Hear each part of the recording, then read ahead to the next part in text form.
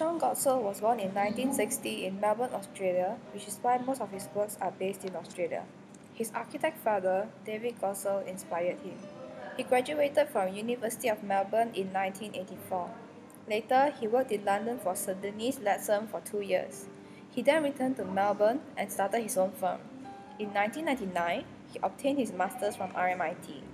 In the same year, he designed the Future Shack, which gained him recognition. One of his earliest works is the Future Shack.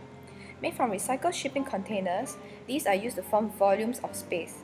It works as temporary, third world and mobile housing. Budget housing forms the basics of this design. The Future Shack is fully recyclable and self-sustainable. Next, we have the Carter Tucker House.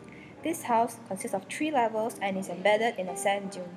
The third floor is used entirely for dining due to its spectacular views of Australia. It is Japanese influenced and the veranda of the building exists as an extracted floor. The Glenburn House is actually the first prototype of Sean Godsell's on the coast. Being located on top of a hill, this house receives panoramic views. It is embedded on the hilltop to buffer the building from extreme heat in summer, and parts of the building acts as solar collection. Although Sean Godsell comes out with many marvelous works, the one we would particularly like to highlight today is the Peninsular House.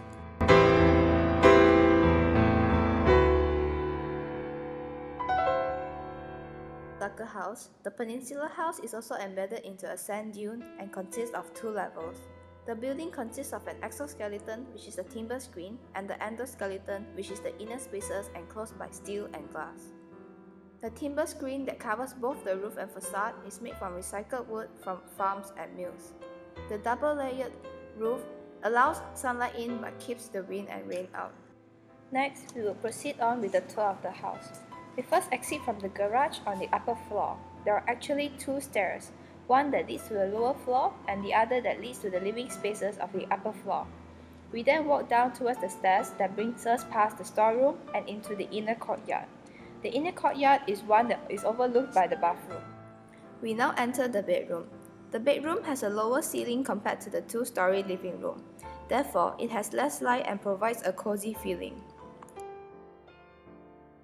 We then continue down to the lower level, which brings us into the kitchen. The kitchen does not have a partition separating itself from the living room. This allows the house owner to allocate the size of the living room according to their liking. We will next pass through the laundry room, which is next to the library. The library is the room which is most dimly lit.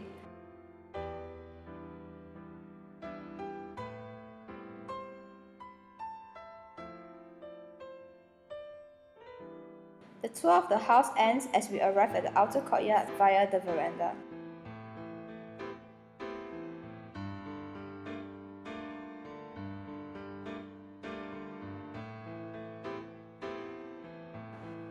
From afar, the Peninsular House looks like a timber box. The rectilinear form contrasts with its organic topography. Verticality of the stairs also plays against the constant horizontality. As I mentioned just now, the timber screen that covers the facade appears to be veil light. The shadows cast by the timber screens create an ephemeral look and signify the passing of a day. The most prominent feature of the bathroom will be the glass awning that provides the user with a sense of privacy and yet at the same time enable them to look out into the inner courtyard.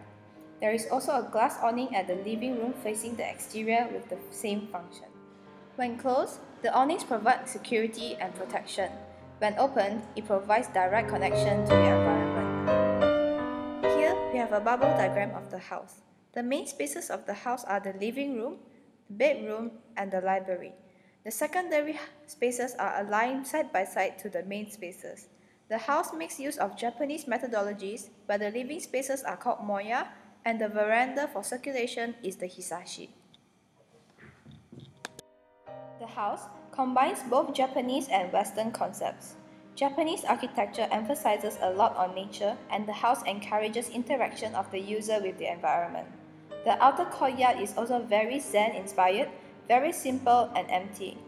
The timber exoskeleton makes use of the matchstick mannerism and architectural style from the Queensland.